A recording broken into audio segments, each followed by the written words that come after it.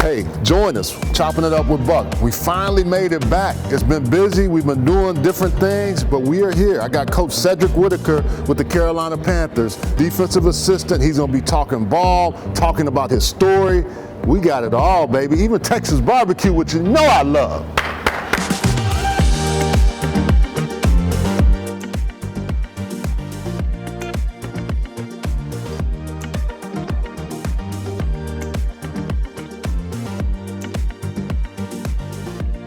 Coach Cedric Whitaker, a defensive assistant with the Carolina Panthers. Take me back, because you and I kind of became familiar with each other through the showcases. There's a Houston showcase that was started by Phil Camp that you were participating in. I've started one here in the Carolinas. Coach Terry Donahue now, who's passed away, had one in California where I first worked it. That's kind of how we got connected. So it's interesting, we're both Houston boys. I'm Missouri City, you're on the north side of town. But tell us how that showcase paid dividends for you to get to Texas Lutheran to now coaching in the NFL. Well, just crazy story, it was a huge blessing, I'm very grateful for it, and I always talk to Coach Kemp all the time, that's one of my guys. I'm always checking on him and his family, but it was a great opportunity, one of the things that a lot of guys don't get the opportunity to do is to get the chance to go to college, and even better than that, go play football in college, and some guys don't pass the eye test. You probably half a second too slow, and I like to believe I was probably one of the fastest guys, just got overlooked. But and that's interesting because there's so many talented players in Houston, like and growing up in that area. But the real key is, you even growing up in middle school, you played in Avion Hurts and Jalen Hurts, so you were in the Hurt, and their dad was a head coach at your high school. But from a recruiting standpoint, the showcase is just to remind people, they give folks like you an opportunity to just go to college. Yes, get sir, that chance. A great opportunity. So when you were getting to your senior year, were you not getting left? I mean, kind of how did that? Just going into my senior year, I wasn't, the starting guy, the star on the team, so I took advantage of all the opportunities I could, and the biggest one, which was stressed in my house, was your grades, your academics, so I made sure I kept up with my grades, and on the roll, whatever the merited scholar programs, whatever they had, I was trying to get into those things, national undecided and things like that, so I made sure I took care of that. And on top of that, football was very important to me, so those are my two of my main goals. I wanted to go get a college degree, and be the first person in my family to go get a degree. I wanted to go do that. But on top of that, I wanted to go do that and also play football, and I wasn't the guy that getting letters in the mail from the Division I school saying, hey, we want to offer you a scholarship, So of course, as a senior in high school, you kind of have a little anxiety, So to me, I'm like, man, where am I going to go? Of course, I had a few, offers, D2 schools talking to me, NAIA schools, and I actually committed to an NAIA school before even hearing about the opportunity, to go and pursue this senior showcase that they have down in Houston. So I got the opportunity to do that, and I committed to the school in Iowa. I never left Texas. I only went to Louisiana where my other family was. So, at this point, I'm thinking, man, I better go find me a coat, and probably like a little jacket like this in my mind was a coat, but had to prepare me for Iowa. But I was telling my dad, like, hey, Dad, I'm going off to Iowa. And of course, in his mind, he's like, nobody in the family's ever done this, so he supported me. My dad, my best friend, supported me through it, and then one day I found out about this showcase. This was in my second semester, my senior year. So, and it generally happens in February, March, somewhere like that. Exactly. So I found out about it, and it was a huge opportunity. I found about it in the mail. In the newspaper. So they said there was a few criteria you had to meet in order to, be a part of this showcase. And the biggest thing that they said, you had to have a certain GPA. You had to have a certain GPA and had to have your test scores, So I checked both of those boxes. I had a good GPA, and because I thought that was important for my education, and then, I had good scores, So myself and a few of my teammates, we went up to the showcase and performed, like a 40-yard dash, do different drills like that in front of a lot of college coaches. What was that like? Just what was the anxiety? What was the thought Because I've often talked to the kids that or the young guys that attend those showcases, and you can tell they almost feel like it's their last chance. And I say, no, this is your first chance. This is your chance to show whatever you get here today is going to be extra, but something in life is going to happen for you. But what was it like for you and your buddies that ended up going that day? I could say it was, like you say, it was a lot of anxious guys around there. Everybody wanted to showcase their talent. Like you say, it had a feeling of maybe this is my last chance. Even for myself, I knew I had the opportunity to go play somewhere because I recently committed, but also I didn't want to leave Texas. Okay. I wanted to kind of stay closer home, to where my dad and my family can come see me play, So I had a little anxious and anxiety on me as well, So just going up there, guys are straining in drills and different things like that. But, the biggest thing is to remember it's just football. Just go out there and have fun, something we've been doing since we were 4 years old, and that's kind of how I took it. I went out there, I had the thought of, it's not my last chance, but more so, hey, this is my opportunity to be able to get a scholarship and stay home in Texas, So that's how I was thinking about it, but I went out there and, like you say, just play football.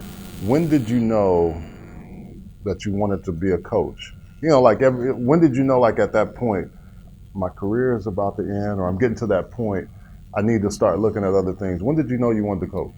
Oh, well, the biggest thing is I realized I wanted to coach college ball, later on. I wanted to coach college ball towards the end of my senior year. I always kind of wanted to be a coach. My dad, he raised me, and he's always my coach. My little league coach in every sport that I played. So I knew that I wanted to coach college ball. Towards the end of my senior year of playing ball. So got the opportunity to do that literally 2 weeks after our last game. How did that happen? I mean, some people say it takes them. They have to reach out, send a lot of letters, emails, just trying to get it. How did it work for you, where you were able to 2 weeks later end up coaching, and now you've been on this coaching journey? Well, gratefully at the time, my position coach when I was a senior at the Texas Lutheran, Mark Carey over at UMHB, he was my safeties coach in college, and he actually talked to me about it. I told him, hey, coach, I want to actually be a coach one day, and he kind of talked to me about it towards the end of my senior year, like, you want to coach, and then literally 2 weeks after, he came up and he was like, hey, want you to help out with the safeties, and he made me the safeties coach, man, my first few weeks out of it, man. So I'm super grateful. Mark Carey, Braxton Harris, those two guys they were my coaches, and then the first guys that I worked for, biggest mentors right now for me. So what was the hardest transition from being a player to a coach, and then, because everybody has to make that adjustment, and when they go into it, what was the biggest difference for you as a guy that was wanting to coach but knowing, you still have that player mindset? Yes, sir. I would say the biggest adjustment, and I'm still adjusting to it right now today, is not running out on the field and wanting to be out there with those guys, So sometimes I think, that still happens to me, and I'm exactly. But like, with that being said, I think that also gives me an advantage because I'm a younger guy still, so I can still kind of think like them, and it helps me be able to communicate with them a little more, when they challenge you to see if you can still do something, you can still show them. I can still do it. I got a little something still. So you get to Houston Baptist. How did you and Coach Rule and Phil Snow, how did y'all hook up? Actually, matter of fact, I actually was at Texas Lutheran, and I was there for 2.5 years as a coach. Okay. And I got a chance to meet Coach Rule or Coach Snow at a clinic down in Texas in San Angelo, and literally it was great. I got a chance to meet a lot of guys there, from different programs, great coaches, and 2 weeks later, I got a call from Baylor, and they were asking me would I would be interested in becoming a graduate assistant there. Coach David Wessel, he reached out to me, and at first when I picked it up, I didn't believe it. I almost hung up the phone. I was like, man, somebody's pranking me right now.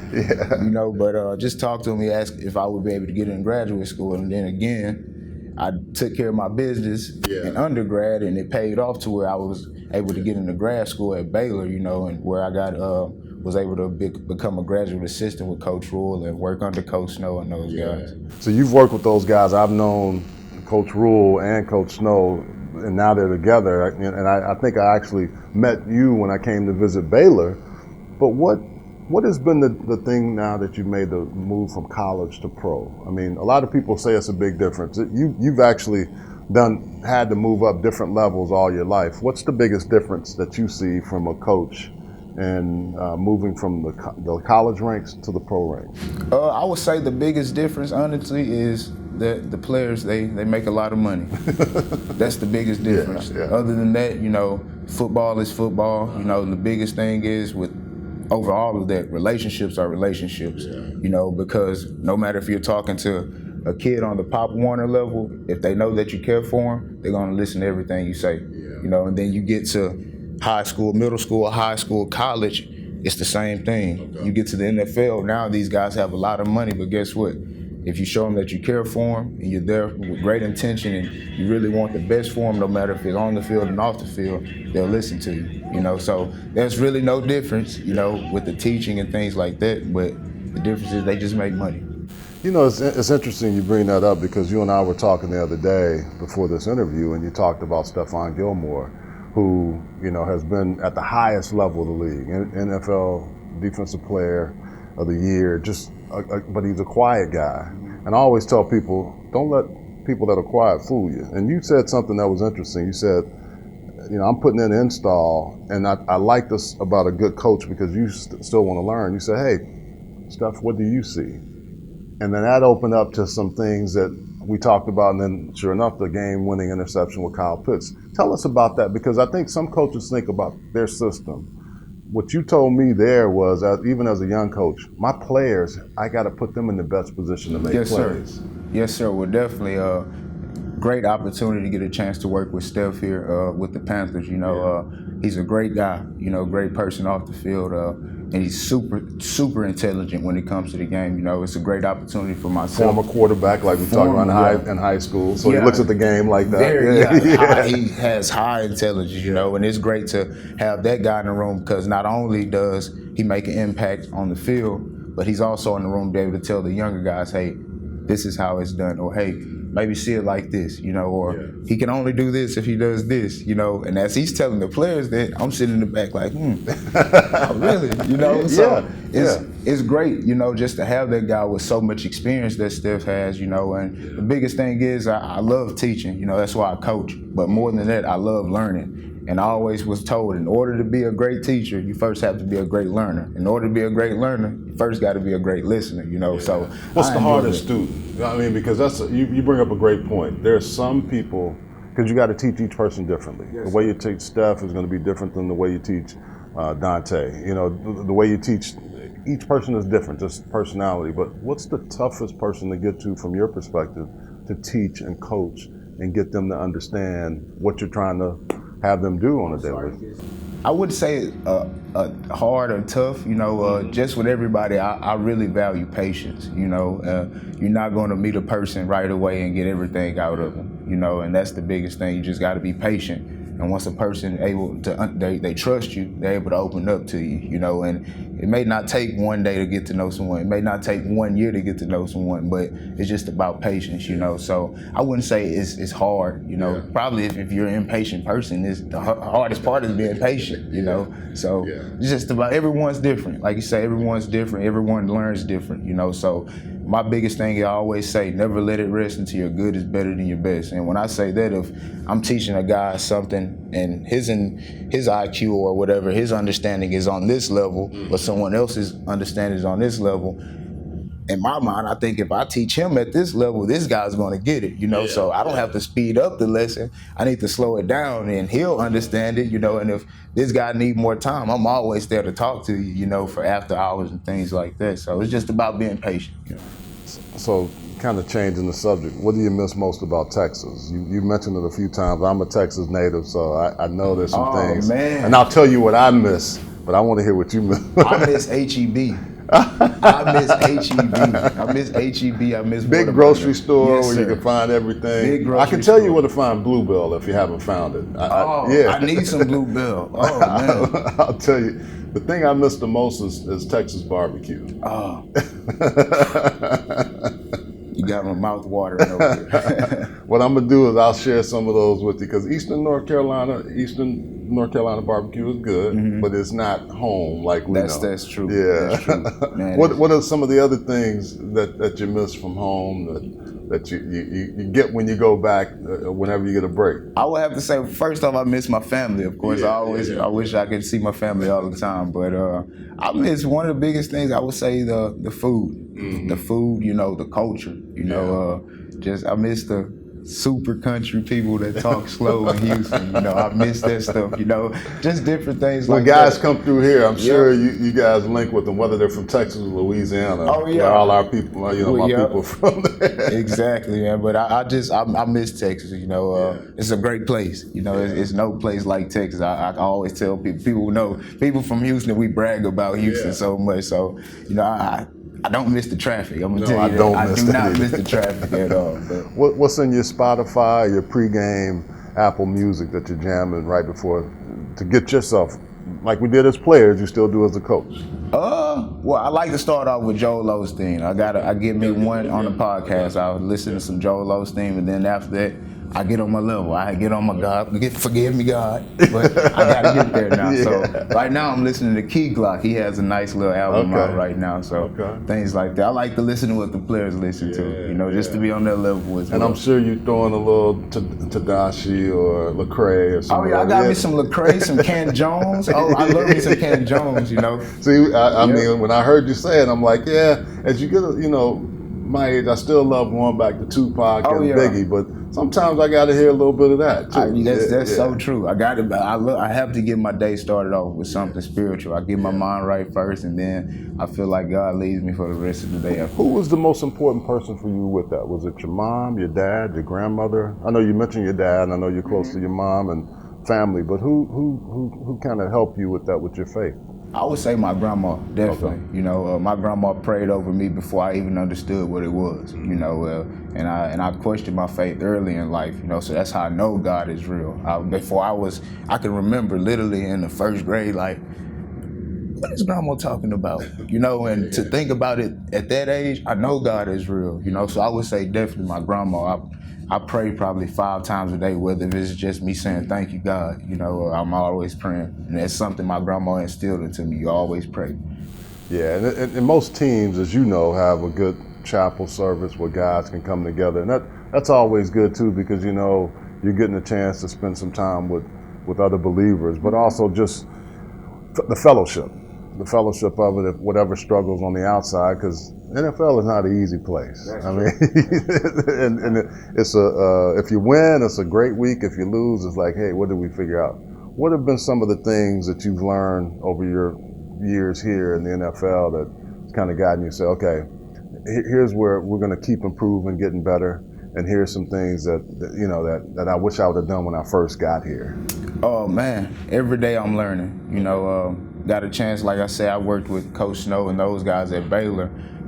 Super intelligent guys. Coach Snow's he is the smartest coach that I know. Knows football so much. He's been in the game for a long time. But then getting the chance to work with guys like Al Holcomb, Coach Saravo that was with us at Baylor, Jason Simmons, guys like that, Frank Ocam, Evan Cooper, they get a chance to put their minds together, and I'm just sitting back and just writing all of the knowledge down, so I get a chance to learn something every day, whether it's in the office or on the field, situational ball. Those are things that I really never just thought of, the coaches talked about it, but now here in the NFL, literally everything comes down to the last 5 minutes of the game, So situational football, understanding the importance of third down, winning the red zone, those are the things that really we enforce here. And you get an opportunity to every Sunday to drill those things in the game, You're going to get it a 2-minute situation, so now it's more of an emphasis. I have to pay attention to those things now, whether you win or lose, you always get an opportunity to learn something in the game and then work on it the next week, Coach Seb, appreciate it. It was good spending some time with you. And again, I thank you for talking about your journey with the showcase, because it's so important. I've had so many guys that I've seen leave our showcase or others and the success that they've had in life. So keep striving, man. Yes, keep doing what you do. Thank you.